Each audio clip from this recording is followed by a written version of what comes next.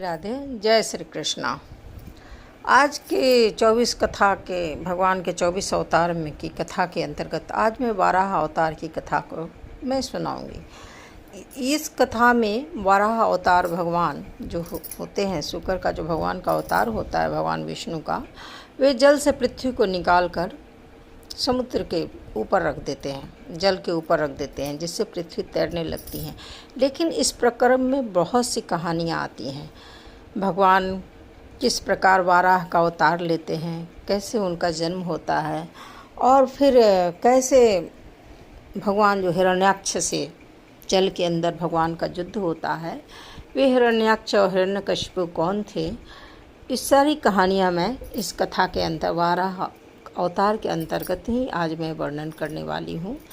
तो कथा थोड़ी लंबी हो जाएगी, तो आधी कथा मैं एक भाग में रखूँगी और आधी कथा मैं दूसरे भाग में रखूँगी। तो चलिए आइए चलते हैं कथा के अंतर्गत। आशा है कथा आप लोगों को अच्छी लगेगी, तो कथा में ज़रूर कमेंट करिए। जय श्री कृष्णा। मानव जाति के पिता मनु अपनी पत्नी समेत अपने प्रकट्य के बाद वेद विद्या के आगार ब्रह्मा जी को नमस्कार करते और हाथ जोड़कर बोलते हैं कि हे पिता, आप उनकी जीविका के स्रोत हैं, और क्योंकि हम लोग आप ही से उत्पन्न हुए हैं, कृपा करके आप हमें आदेश दीजिए कि हम आपकी सेवा किस प्रकार करें।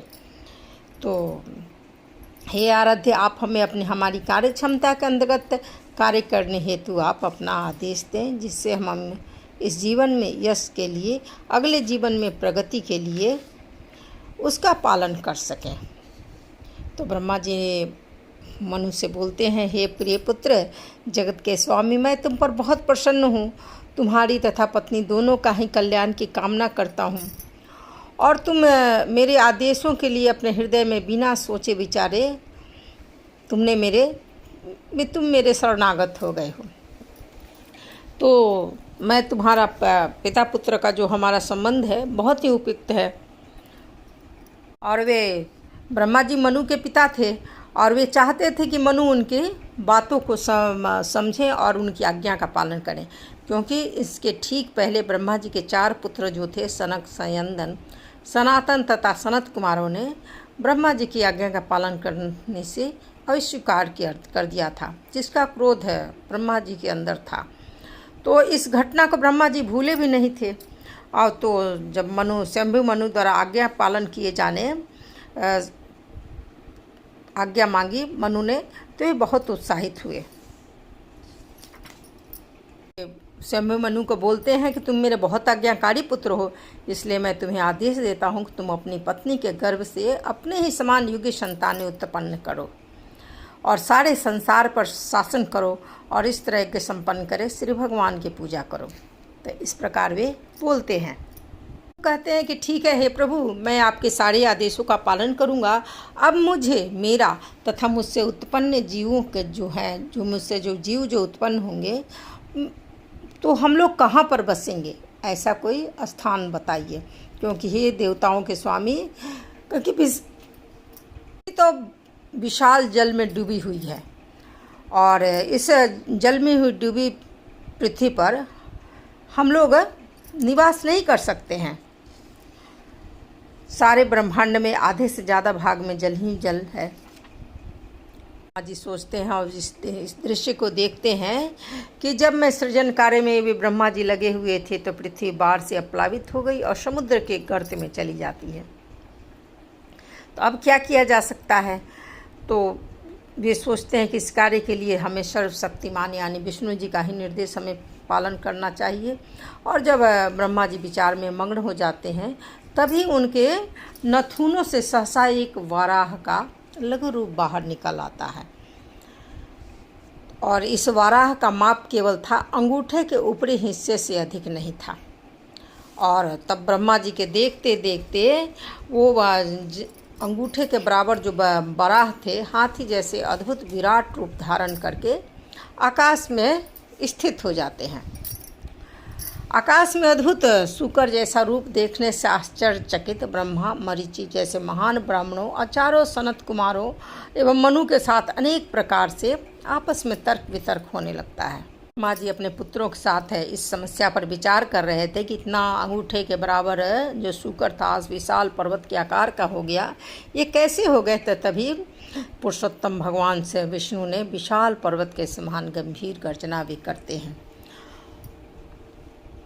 और ऐसी ही गर्जना करके ब्रह्मा तथा अन्य उच्चस्थ ब्राह्मणों को जीवंत उन्होंने कर दिया और सारी दिशाएं गूंज उठती हैं। इतना तेज वो गर्जना था, जनलोक, तपलोक, सत्यलोक के निवासी महर्षियों, चिंतकों ने भगवान शुक्र की कोलाहलपूर्ण वाणी सुनी, जो सर्व के पालो श्री भगवान की सर्व कल्याणकारी ध्वनि थी। तो उन्होंने तीनों वेदों से शुभ मंत्रों का उच्चारण किया और जब भक्तों के द्वारा वैदिक स्तुतियाँ जब की जाने लगी तब भगवान ने, जो वराह भगवान थे, उसके उत्तर में पुनः वे गर्जना करते हैं और गर्जना करके उन्होंने पुनः जल में प्रवेश कर दिया। श्री भगवान की वैदिक स्तुतियों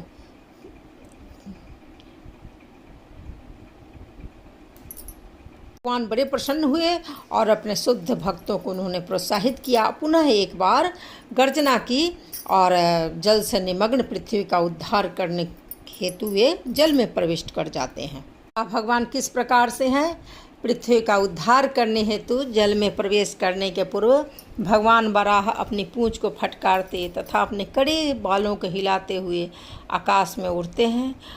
उनकी चितवन बहुत चमकीली थी। उन्होंने अपने खूरों तथा चमचमाती सफ़ेद दाढ़ों से आकाश में बादलों को बिखरा दिया। वे कौन थे? शुकर महाराज। ये थे हमारे वराह महाराज, साक्षात परम प्रभु भगवान विष्णु थे। वे अत्यंत दिव्य हैं, फिर भी शुकर का शरीर होने से उन्होंने पृथ्वी को उसकी गंध से वे खोज निकाला। उनकी दाढ़ें अत्यंत भयावनी थी।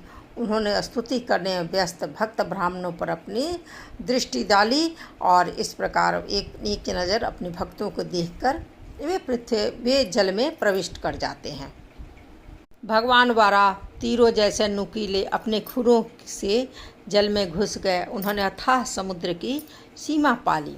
उन्होंने समस्त जीवों की विश्राम स्थली पृथ्वी को उसी तरह पड़ा देखा जिस तरह वह सृष्टि के प्रारंभ में थी, यानी कि समुद्र के अंदर उसी तरह वे पड़ी हुई थी पृथ्वी, जिस प्रकार ये सृष्टि के आरंभ में थी।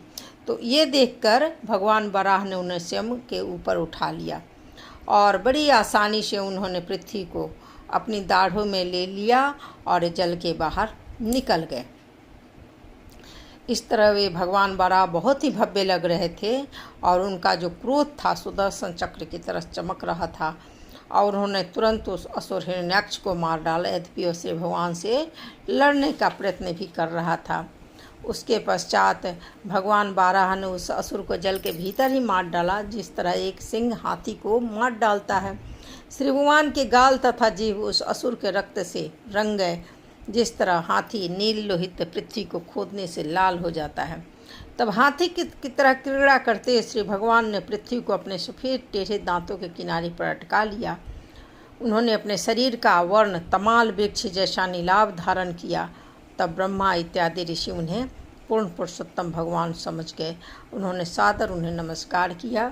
सारे ऋषि अति आदर के साथ बोल पड़े, हे समस्त यज्ञों की अजय भोक्ता, आपकी जय हो, जय हो। आप साक्षात वेदों के रूप में विचरण कर रहे हैं।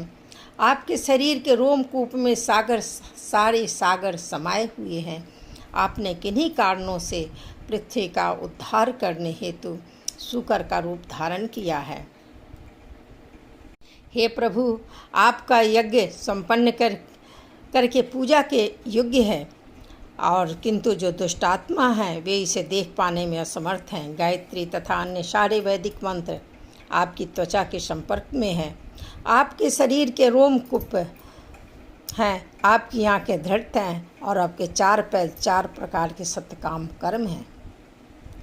हे प्रभु, आपकी जीभ यज्ञ का पात्र है, आपका नथुना यज्ञ का अन्य पात्र है, आपके उदर में यज्ञ का भोजन है और आपके कानों में के छिद्रों में यज्ञ का अन्य पात्र है। आपका मुखारविंद ब्रह्मा का यज्ञ पात्र है, आपका गला यज्ञ पात्र है। जिसका नाम सोम पात्र है, तथा आप जो भी चबाते हैं वो अग्निहोत्र कहलाता है। प्रभु आप पूर्ण पुरुषोत्तम भगवान हैं। वैश्विक प्रार्थनाओं, वैदिक मंत्रों तथा यज्ञ की सामग्री द्वारा पूजनीय हैं। हम आपको नमस्कार करते हैं। आप समस्त दृश्य तथा अदृश्य भौतिक कलमश से मुक्त शुद्ध मन द्वारा अनुभव गम्य हैं। हम आपको भक्ति योग के ज्ञान के परम गुरु के रूप में सादर नमस्कार करते हैं। हे पृथ्वी को उठाने वाले, आपने जिस पृथ्वी को समस्त पर्वतों समेत अपनी दाढ़ों पर उठाया है वह उसी तरह सुंदर लग रही है जिस तरह जल से बाहर आने वाले क्रुद्ध हाथी के द्वारा धारण की गई पत्तियों से युक्त एक कमलनी।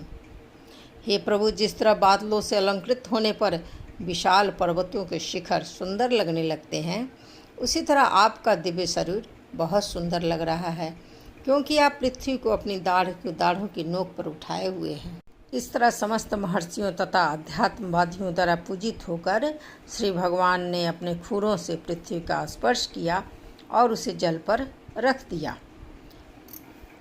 इस प्रकार से समस्त जीवों के पालनहार भगवान श्री विष्णु ने पृथ्वी को जल के भीतर से उठाया और उसे जल के ऊपर तैराते हुए रखकर वे अपने धाम को लौट जाते हैं। लेकिन अभी कहानी खत्म नहीं होती है, क्योंकि अभी एक ऐसा पात्र है जिसके बारे में सभी को जानना बहुत ज़रूरी है। वाराह भगवान ने पृथ्वी को बाहर उस गर्भोदक जल समुद्र से बाहर निकालकर जल पर तैरते हुए जल के ऊपर रख दिए। लेकिन इसके बीच में एक कहानी आती है, हिरण्यकश्यप जो था और हिरण्याक्ष की कहानी यहाँ पर जन्म लेती है। और हिरण्याक्ष हिरण्यकश्यप कौन थे, ये भी कहानी यहाँ पर जन्म लेती है। तो इस कहानी के लिए बने रहिए मेरे साथ, और अगर कहानी अच्छी लग रही हो तो कृपया लाइक करें और कमेंट करें कि आप लोग कहाँ से हैं, और कमेंट में जय श्री कृष्णा ज़रूर लिखें। तो आइए कहानी में आगे बढ़ते हैं। यहाँ पर कहानी बढ़ जाती है। यहाँ पर मैत्रेय मुनि से वराह रूप भगवान के अवतार के विषय में विदुर सुन रहे हैं और उनके अंदर जिज्ञासा बढ़ता है। वे हाथ जोड़कर उनसे प्रार्थना करते हैं कि अगले दिव्य कार्यों के बारे में उन्हें बताएं, क्योंकि उन्हें संतुष्टि का अनुभव उन्हें नहीं हो रहा है। वे पूछते हैं कि हे मुनि श्रेष्ठ, मैंने शिष्य परंपरा में सुना है कि प्रथम असुर हिरण्याक्ष उन्हीं यज्ञ रूप श्री भगवान वाराह द्वारा मारा गया था। ब्राह्मण जब श्री भगवान अपनी लीला के रूप में पृथ्वी ऊपर उठा रहे थे, तब उस असुरराज तथा भगवान वाराह के बीच युद्ध का क्या कारण था, ये मुझे विशेष कर बताइए। तो मैत्रेय मुनि बोलते हैं कि योद्धा, आपके द्वारा की गई जिज्ञासा एक भक्त के अनुरूप ही है, क्योंकि इसका संबंध भगवान के अवतार से है। वे मृत्यु को जन्म मृत्यु की श्रृंखला से मोक्ष दिलाने वाले होते हैं। इन कथाओं को मुनि नारद जी से सुनकर राजा उत्तानपाद का पुत्र ध्रुव श्री भगवान के विषय में प्रबुद्ध हो सके और मृत्यु के सिर पर पांव रखते हुए श्री भगवान के पास पहुंच गए थे। वराह रूप श्री भगवान तथा हिरण्याक्ष असुर के मध्य युद्ध का यह इतिहास मैंने बहुत वर्षों पूर्व तब सुना था, जब यह देवताओं के अग्रणी ब्रह्मा द्वारा अन्य देवताओं के पूछे जाने पर वर्णन किया गया था। दक्ष की कन्या दिति ने कामेच्छा से पीड़ित होकर संध्या के समय अपने पति मारीचि के ऊपर के पुत्र कश्यप से संतान उत्पन्न करने के उद्देश्य से प्रार्थना करती हैं। अब कहानी आगे बढ़ती है। वे जब विदुर महाराज पूछते हैं मैत्रेय मुनि से, जब ये पूछते हैं तो मैत्रेय मुनि कथाओं को आगे बढ़ाते हैं, बताते हैं कि किस प्रकार से हिरण्याक्ष और हिरण्यकश्यप का जन्म हुआ था।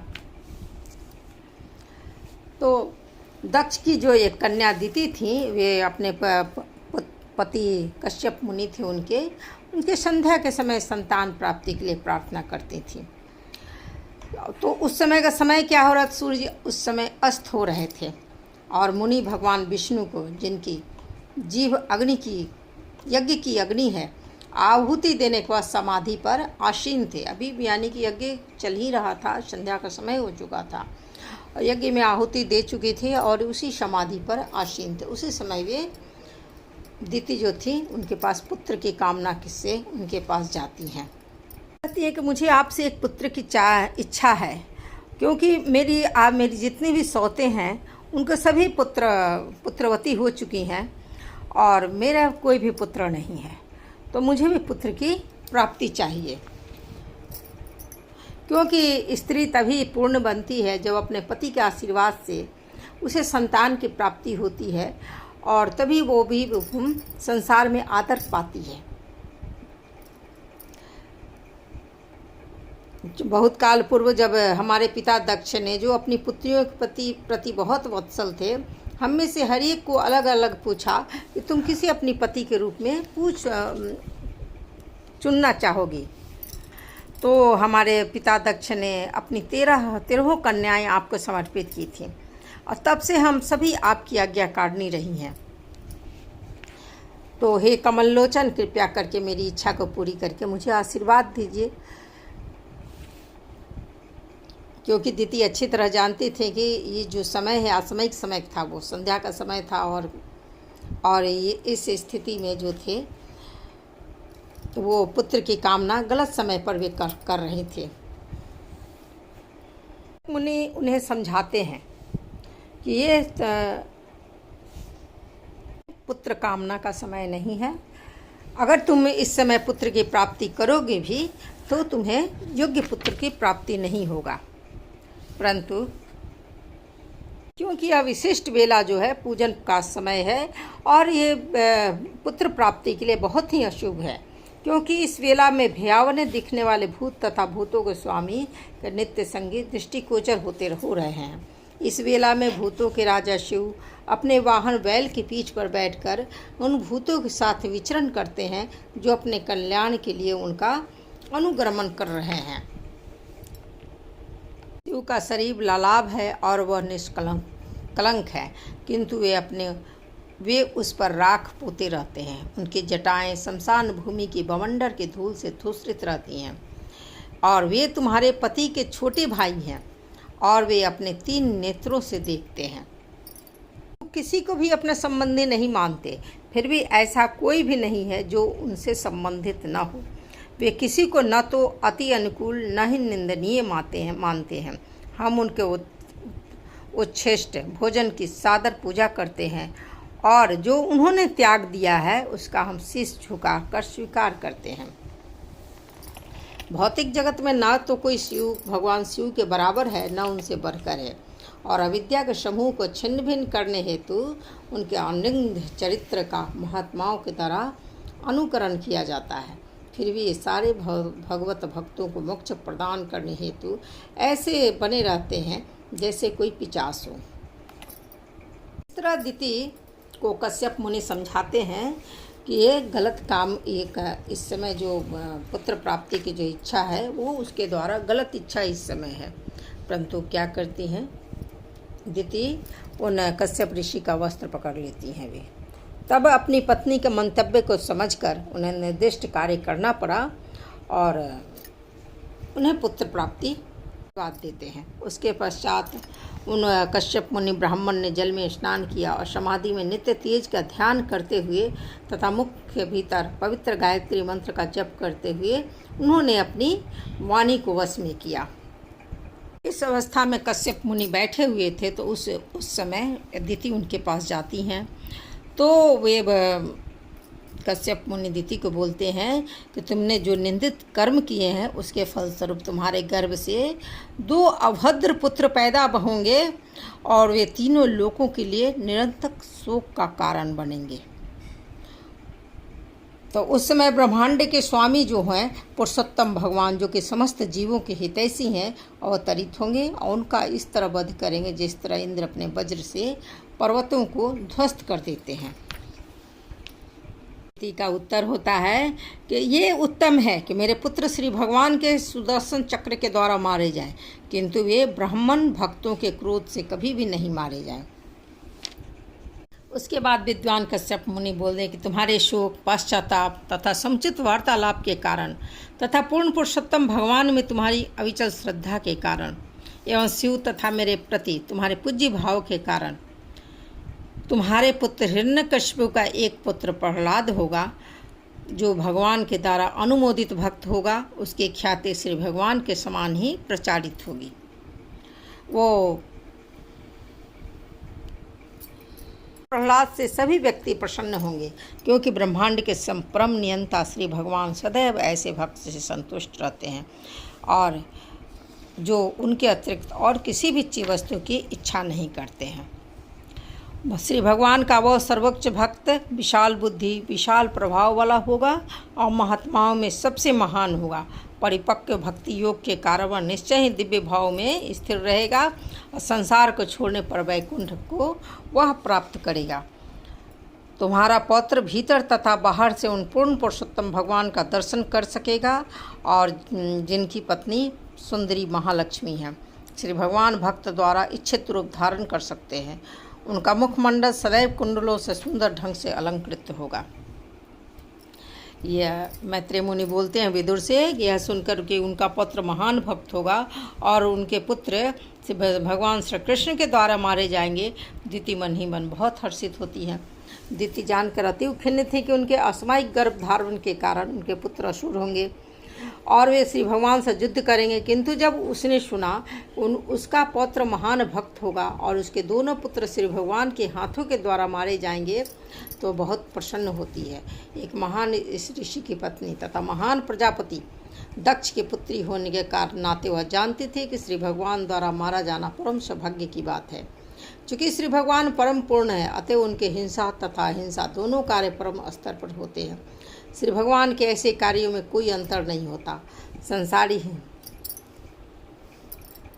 मुनि आगे कहते हैं कि हे विदुर, महर्षि कश्यप की पत्नी दिति समझ गई थी उनके गर्भ में स्थित पुत्र देवताओं के विक्षोभ का कारण बनेगा। अतः वह कश्यप मुनि के तेजवान वीर्य को 100 वर्षों तक वे धारण किए रहीं, क्योंकि वह अन्य को बहुत कष्ट देने वाला था।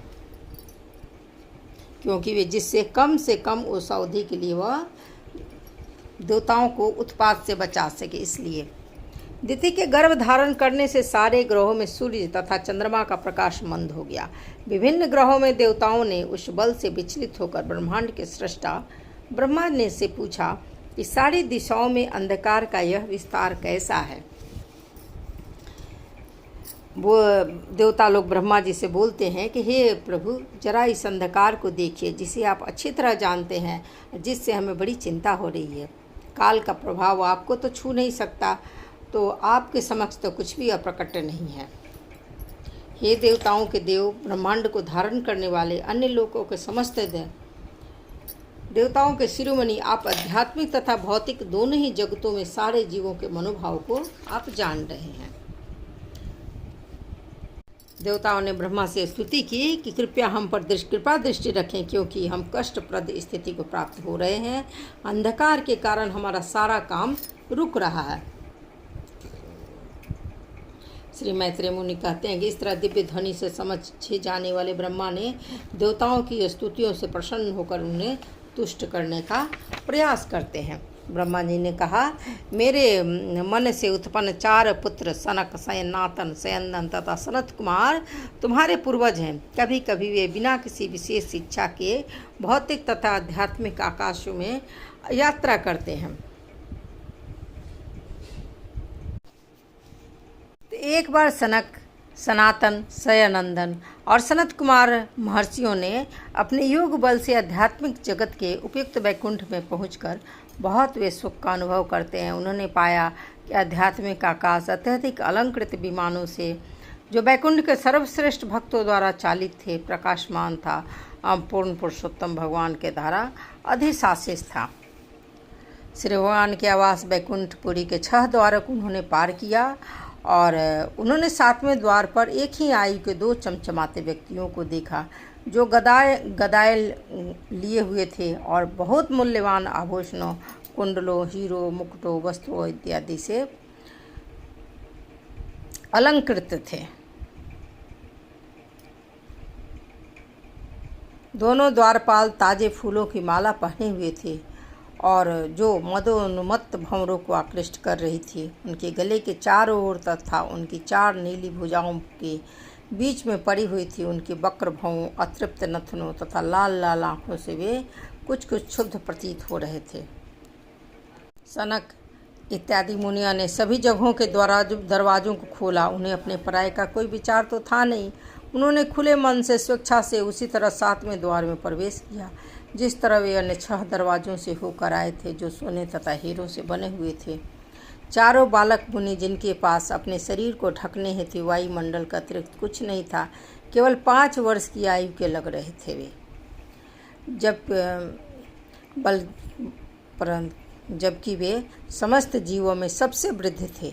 उन्होंने आत्मा के सत्य की अनुभूति प्राप्त की थी, किंतु जब द्वारपालों ने, जिनके स्वभाव श्री भगवान को तनिक इन मुनियों को देखा, तो उन्होंने उनके यश का उपहास करते हुए अपने डंडे से उन चारों मुनियों का रास्ता रोक लिया।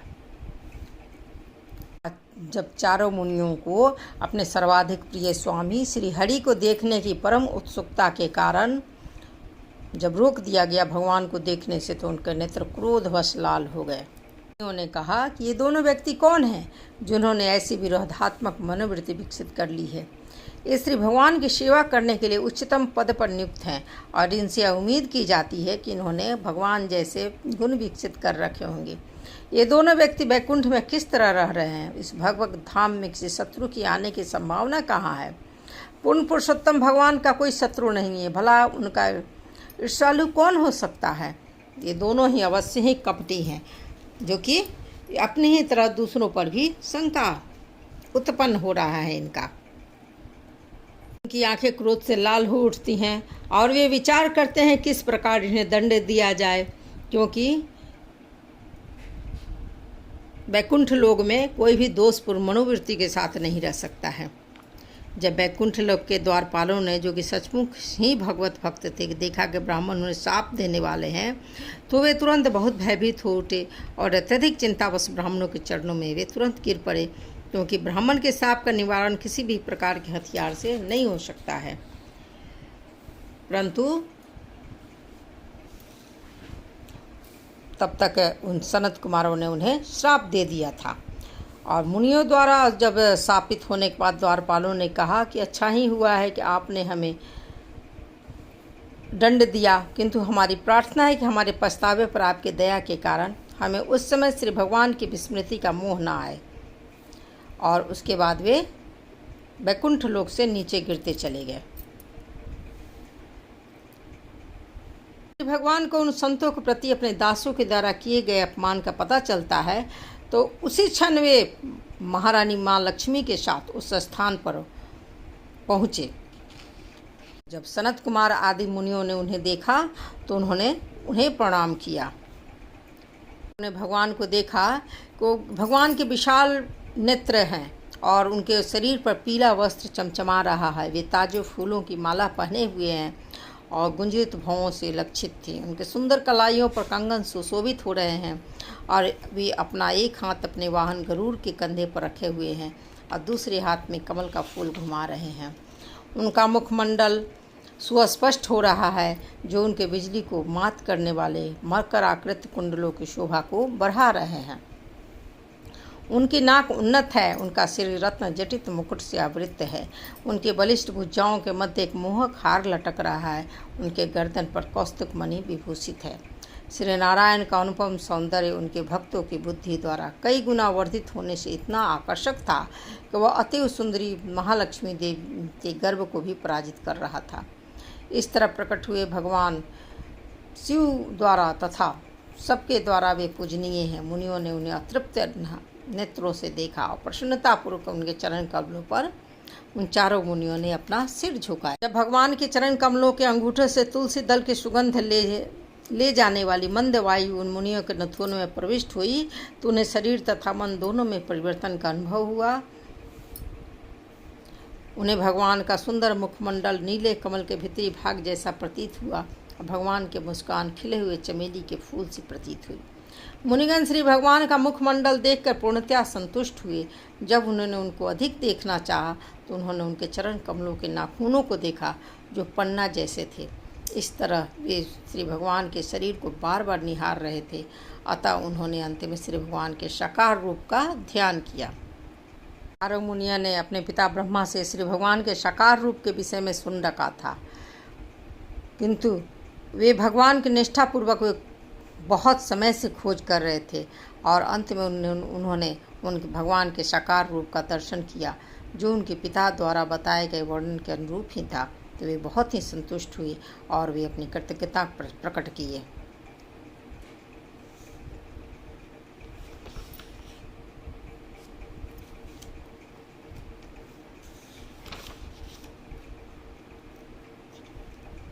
भगवान की प्रार्थना करते हैं कि जब तक हमारे हृदय तथा मन आपके चरण कमलों की सेवा में लगी रहे, हमारे शब्द सुंदर बनते रहें।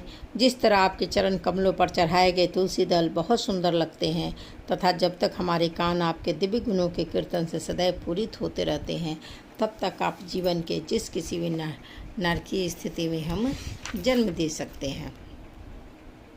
हे प्रभु, हम भगवान के रूप में आपके सनातन स्वरूप को सादर नमस्कार करते हैं। आपने कृपा पूर्वक हमारे समक्ष प्रकट की हुए हैं। आपका परम नित्य स्वरूप हम लोगों के व्यक्तियों के द्वारा नहीं देखा जा सकता, किंतु हम इसे देखकर प्रेम और दृष्टि में बहुत ही संतुष्ट हैं। मुनियों ने को उनके मनोहर शब्दों के लिए बधाई देते हुए भगवत धाम में निवास करने वाले भगवान ने कहा कि जय तथा विजय मेरे इन परिचरों ने मेरी अवज्ञा करके आपके प्रति महान अपराध किया है। हे मुनियों, आप लोगों ने जो उन्हें दंड दिया है उसका मैं अनुमोदन करता हूँ, क्योंकि आप लोग मेरे भक्त हैं। क्योंकि ब्राह्मण सर्वोच्च तथा सर्वाधिक प्रिय व्यक्ति हैं। मेरे सेवक द्वारा दिखाया गया अनादर वास्तव में मेरे द्वारा प्रदर्शित हुआ है, क्योंकि वे द्वारपाल मेरे सेवक हैं। इसे मैं अपने द्वारा किया गया अपराध मानता हूँ, इसलिए इस घटी घटना के लिए मैं आपसे क्षमा मांगता हूँ। इन सेवकों ने अपने स्वामी के मनोभाव को न जानते हुए आपके प्रति अपराध किया है, इसलिए मैं अपने प्रति किया गया अनुग्रह मानूंगा। यदि आप आदेश दें कि मेरे पास शीघ्र ही लौट आए, मेरे धाम में उनका निर्वासन काल शीघ्र ही समाप्त हो जाए। भगवान ये बार बार बोलते हैं, तब ऋषि लोग बोलते हैं, हे पुरुषोत्तम भगवान, हम यह नहीं जान सके कि आप हमारे लिए क्या करना चाहते हैं, क्योंकि आप सबके परम शासक होते हुए भी हमारे पक्ष में बोलते हैं, मानो हमने आपके साथ कोई बड़ी अच्छाई की हो। हालांकि उन्होंने उनके सेवक को तो दंड दे दिया था और वे वैकुंठ से नीचे गिर रहे थे। हे प्रभु, आप इन दोनों निर्दोष व्यक्तियों को या हमें जो भी दंड देना चाहेंगे उसे हम बिना किसी दुविधा के स्वीकार करेंगे।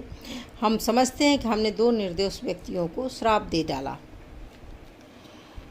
तो भगवान उत्तर देते हैं कि हे ब्राह्मणों, आप जान लो कि आपने जो उनको दंड दिया है वह मूल रूप से मेरे द्वारा निश्चित किया गया था। अतः वे आश्री परिवार में जन्म लेने हेतु पतित होंगे, किंतु वे क्रोध द्वारा वर्धित मानसिक एकाग्रता द्वारा मेरे विचार में मुझसे दृढ़तापूर्वक संयुक्त होंगे और शीघ्र ही मेरे पास वे लौट आएंगे। ब्रह्मा जी ने कहा, वैकुंठ के स्वामी पूर्ण पुरुषोत्तम भगवान को स्वयं प्रकाशित वैकुंठ लोक में देखने के बाद मुनियों ने वह दिव्य धाम को छोड़ दिया। मुनियों ने श्री भगवान की प्रदक्षिणा की, उन्हें नमस्कार किया तथा वैष्णव के दैवी शरीर को जान लेने पर वे अत्यधिक हर्षित होकर वे वापस लौट आते हैं। तब श्री भगवान ने अपने सेवक जय तथा विजय से कहा, इस स्थान से जाओ, किंतु डरो मत, तुम लोगों की जय हो। यद्यपि मैं ब्राह्मणों के शाप को निरस्त कर सकता हूँ, किंतु मैं ऐसा नहीं करूँगा। बिल्कुल मुझे इन्हें मेरा समर्थन प्राप्त है।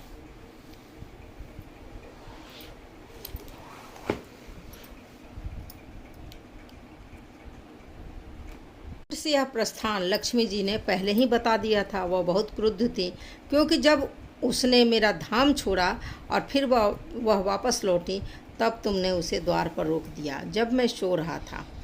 भगवान ने जय विजय नामक दोनों वैकुंठ वासियों को आश्वस्त किया।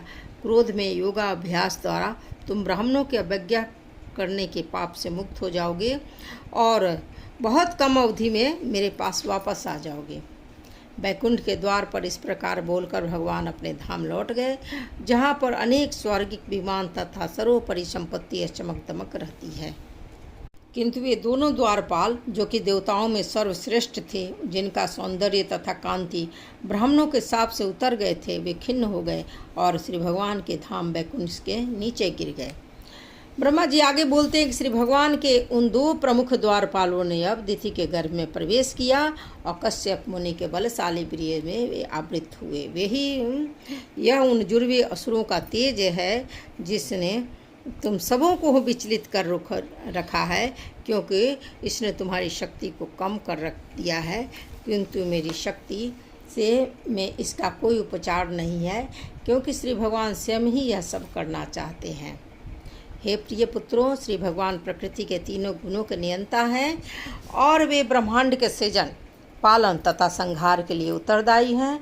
उनकी अद्भुत सृजनात्मक शक्ति योग माया योगेश्वर तक से आसानी से नहीं समझी जा सकती। सबसे प्राचीन पुरुष श्री भगवान ही हमें बचा सकते हैं।